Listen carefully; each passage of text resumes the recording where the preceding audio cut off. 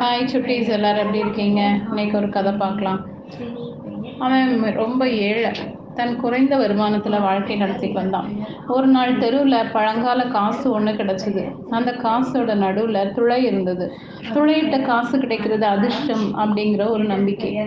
அதனால் அதிர்ஷ்டம் என்னை தேடி வரும், பணக்காரன் ஆகிடுவேன் அப்படின்னு நினச்சான்.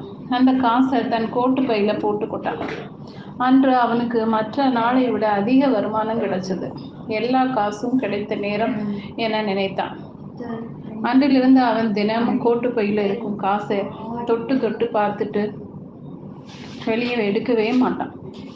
சில ஆண்டுகள் பணம், பதவி அனைத்தும் வந்து சேர்ந்துச்சு. பல வருடங்களுக்கு பின் ஒரு நாள் தன் மனைவி கிட்ட அந்த காசை பார்க்க வேண்டும் போல உள்ளது என்றவாறு கோட்டு பையிலிருந்து எடுத்தவனுக்கு அதிர்ச்சி. அந்த காசில் துளையே இல்லை. என்ன ஆயிற்று அப்படின்னு குழப்பத்தோடு பார்த்தான். அவன் மனைவி சொன்னான், என்னை மன்னியுங்க, உங்கள் கோட்டு தூசியாக இருக்கிறதே என்று வெளியே உதறினேன். காசு தெருவில் விழுந்துருச்சு. எவ்வளவோ தேடியும் கிடைக்கல. நான் தான் வேறு காசை போட்டு வச்சேன் அப்படின்னு சொன்னான். இது எப்போ நடந்தது அப்படின்னு அவன் கேட்டான். அந்த காசு கிடைச்ச மறுநாளே அப்படின்னா.